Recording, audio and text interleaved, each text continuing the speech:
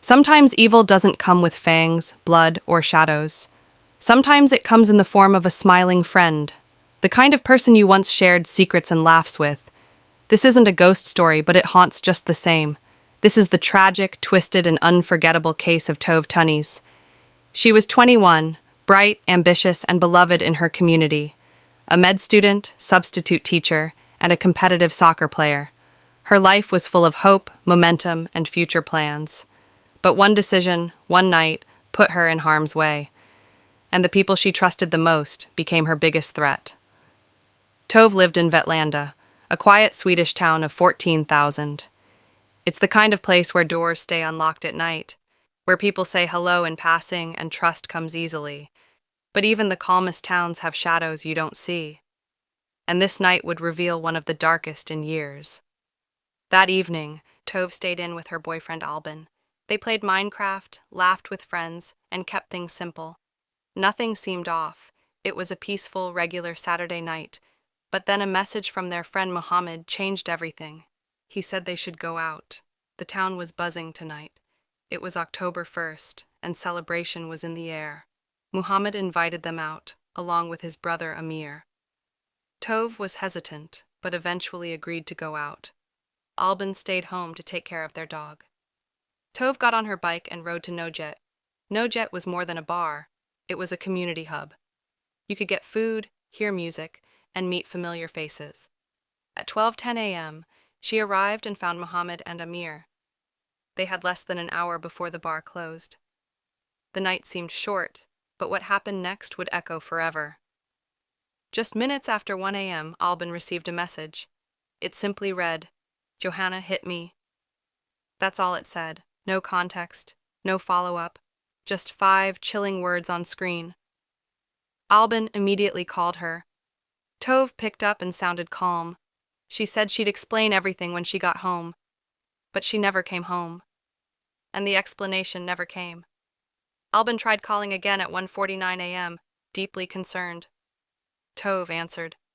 She said she was going to Johanna's flat. She wanted to settle things between them once and for all. Albin didn't like it, but Tove was determined to go. He warned her to be careful and check in afterward. That was the last time he ever heard her voice. The next morning, she still hadn't returned, and panic set in. Albin called her at 5:46 a.m. No answer. Called again? Nothing. He remembered Johanna's name and decided to try her number. Johanna didn't answer at first, but called him shortly after. She claimed she had just gotten out of the shower, said Tove left her apartment around 3 in the morning. It was a strange response, but Albin tried to stay hopeful. Maybe Tove had gone to her father's place for rest. He called Peter, her dad, but that only deepened the fear. Peter said Tove never came by, never called, never messaged. Albin's anxiety turned into terror. He called Johanna again. She told the same story. No changes. Still the same lines. But now, it felt rehearsed. Too exact to trust anymore. Meanwhile, Peter was out searching and made a terrifying discovery. Tove's bike was found, abandoned just outside Johanna's apartment. The box was empty, and Tove was nowhere in sight. At 4:19 p.m., police were officially notified. The search began. The town of Vetlanda would never be the same again. People came out in droves, friends, neighbors, even strangers helping search. Flyers were printed, local bars were questioned, cameras were checked. The police questioned Muhammad, Amir, Maya, and eventually Johanna again. And bit by bit, a story started to form underneath. It all seemed to circle back to one name, Johanna. Witnesses from Nojet confirmed that a fight had occurred inside. Tove and Johanna had history, a toxic friendship gone sour, years of on and off conflict, trust broken, rumors spread, feelings bruised. But what triggered things that night would come into focus soon, and it would be far darker than anyone first assumed. Neighbors near Johanna's apartment reported hearing a loud bang. Some even heard what they thought was screaming or kicking. One neighbor and his son knocked on Johanna's door, no answer. Later she emerged and claimed Maya had fallen. She said Maya had been drinking, sick, and collapsed hard. Johanna's full version of the night started to raise eyebrows. She said Tove attacked her first, randomly, at the bar. Said she was trying to have a good night out. Tove interrupted her with a question. Johanna, how are you? She claimed Tove hit her in the head during that. Security was called. She claimed it ended peacefully after that. She even said she invited Tove to her flat. Said they hugged and talked things out by 3 a.m. But after that, she said, Tove left and disappeared somewhere. It seemed convenient, too clean, too wrapped up with a bow. But phone data quickly unraveled Johanna's entire timeline completely. Tove's phone showed activity near Johanna's flat until 3:45 a.m. And then, one last ping came from a forest outside town. Johanna said she never saw Tove's bike that night, but a neighbor remembered clearly. It was still there after 3 o'clock. Police obtained search warrants and combed through Johanna's apartment. There was a strong smell of cleaning fluid in the air. Yet 2 wine glasses sat untouched on a nearby table. They found trash bags, identical to those later found in the woods. Her bathroom had been scrubbed. Her car showed suspicious traces, too. Albin remembered little things Tove had mentioned before that night. That Johanna had been acting strangely in recent months. That rumors were spreading, things only Johanna could have started. And Tove had felt paranoid, but unsure where it led. Now, everything seemed to point in one dark direction, premeditation. Even the neighbor who drove Johanna that night was questioned. He remembered Johanna acting jittery and emotionally detached on the ride. She talked fast, looked nervous, but gave no clear answers. He didn't think much of it until Tove's body was found. Then it all came rushing back like a thunderclap of guilt. On October 16th, Johanna was seen on CCTV shopping. She bought lighter fluid, wet wipes, and a white sheet. She paid using her Apple Wallet, exact timestamp, 11:36 a.m. Hours later, search dogs in the forest made a discovery, a burned body, partly wrapped, lying near the edge of the woods. It was Tove. Her body had been dumped, partially burned, near a forest road. 17 days had passed since her disappearance. Her family was devastated. The bags around her body matched ones found in Johanna's home. The location of the dump site matched Johanna's phone movements. The wine box, the gloves, the fluid. It all connected back. Still, Johanna and Maya denied involvement, even with mounting evidence. Pine needles from the forest were found on Maya's clothes. Tove's DNA was in Johanna's car and her bathroom drains. Searches on Johanna's phone included how to murder someone discreetly. She later claimed she was just writing a song with rhymes. Eventually, Johanna cracked and gave a bizarre, incomplete confession. She said Tove kicked her. That she panicked and retaliated.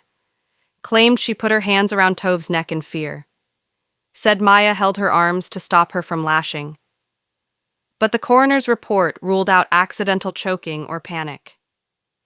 This was intentional, long-lasting pressure, a slow, deliberate strangulation. Maya claimed she was asleep, woke up to Tove's body, said she only helped because she was afraid of Johanna.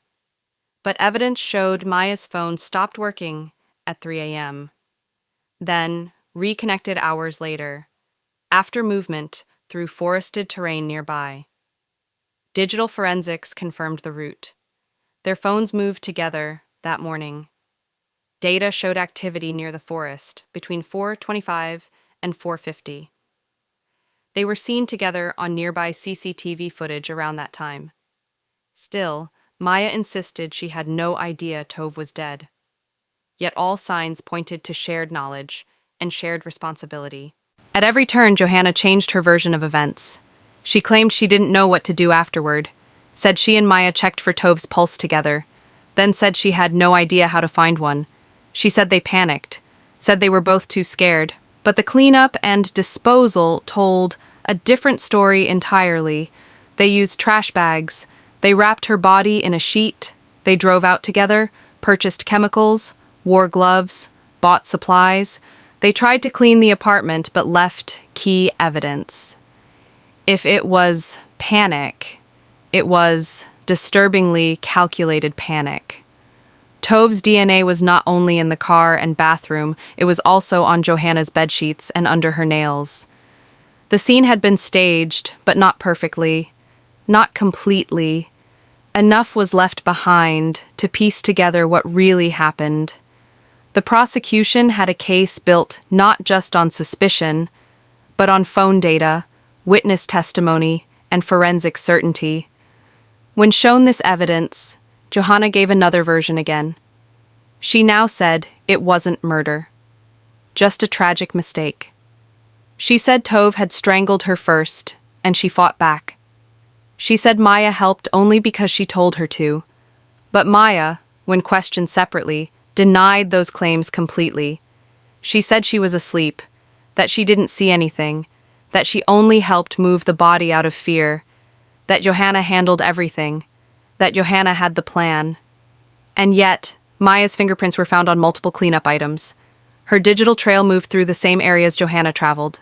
The truth lay somewhere between both their versions, and neither matched facts. Investigators believed Johanna was the dominant force behind the crime. And Maya, knowingly or not, became part of something darker.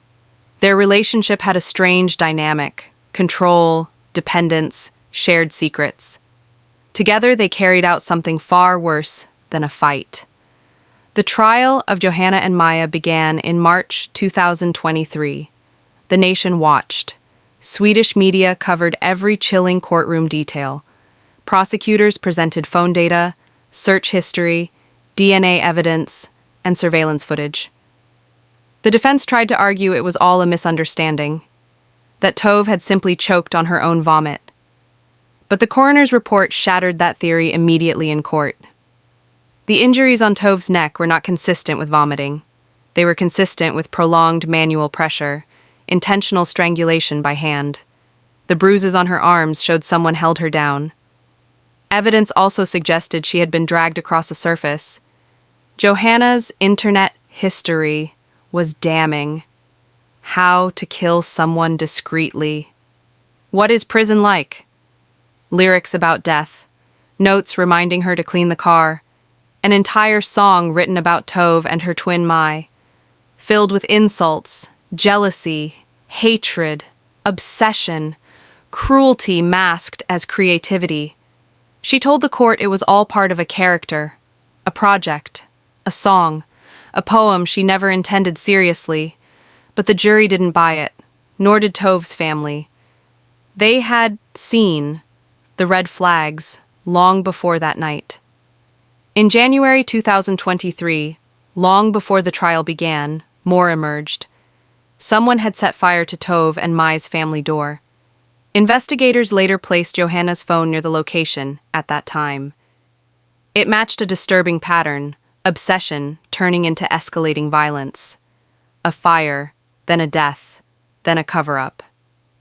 In April 2023, the final verdict came down from the court. Johanna was found guilty of murder and gross body abuse. She was sentenced to life in prison, the first of her kind. A woman under 21 in Sweden, sentenced to life behind bars. Maya was found not guilty of murder, but guilty of abuse. Because of time already served, Maya was released after sentencing. She walked free. Her role minimized in the final judgment. But questions about what she truly knew still linger today. Because even after all of it, one question remains unanswered. What really happened inside that apartment that night? As time passed, the weight of the crime didn't fade. In fact, it became more terrifying in what followed next. Because Johanna wasn't done manipulating, she wasn't done causing damage. On New Year's Eve 2023, a new plan was uncovered. Johanna was planning to escape from the women's prison at Hinseberg. The plan wasn't just to run or sneak out quietly. It was to blind a prison guard using metal tweezers. to restrain him, injure both of his eyes, and then escape before the alarm could even be triggered. It was disturbing, cold, and calculated to the very detail. A search of her cell revealed the evidence of her plot. She had recruited another inmate to help with the plan, and when confronted, she showed no remorse or second thought. She was immediately transferred to a more secure prison facility, one designed for high-risk offenders and violent escape threats. And yet, she's still young, still under 30, still eligible to be released long before a life term is served, even after murder, burning a body, manipulating a courtroom, even after trying to stab a prison guard in the eyes. The legal system did what it could, within the rules it had. But for many, especially Tove's family, it will never feel enough. They lost a daughter, a sister, a friend, and nothing, not a verdict, not a sentence, can ever bring her back. But what they were given, they said, was something else entirely. They were given silence, lies, stories that changed every time they were retold. No closure, no full truth, only a haunting gap in the story that still echoes today. The saddest part? We still don't fully know what happened. What was said in that apartment before things turned violent? Did Tove sense danger in those final minutes and stay anyway? Was she ambushed, or did she still think they were friends? We'll likely never know, because the people who do won't talk. Johanna's stories change. Maya says she was asleep, but Tove's voice, the only one that matters, is gone forever, and with her, the full truth is buried beneath lies. What we do know is this: Tove didn't deserve it. She was trying to reconcile, not to fight or hurt. She wanted peace. Johanna wanted control. In her final act of power, Johanna took Tove's voice away, tried to erase her from the world, body and all. But she failed. Because Tove's name lives on louder than ever, not as a victim, but as a light that was stolen, and a reminder of how friendship, twisted by jealousy, can destroy. She was supposed to save lives. She wanted to become a doctor, to make people feel safe, seen, cared for. Instead, she became the target of someone who felt small, someone who couldn't stand the light Tove carried effortlessly inside her. This wasn't a moment of rage. It was years of built-up bitterness and broken envy, a campaign of cruelty disguised as friendship, ending in murder. Tove Tönnies was not a statistic. She was a sister, a daughter, a future healer. And now she is a story, a warning, wrapped in tragedy.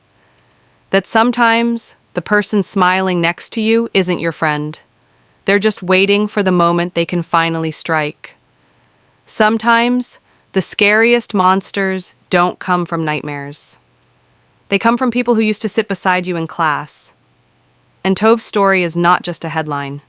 It's a call to listen closer, to speak up earlier, to recognize control, lies, and manipulation before it becomes too late. And above all, to remember her not for how she died, but for how she lived.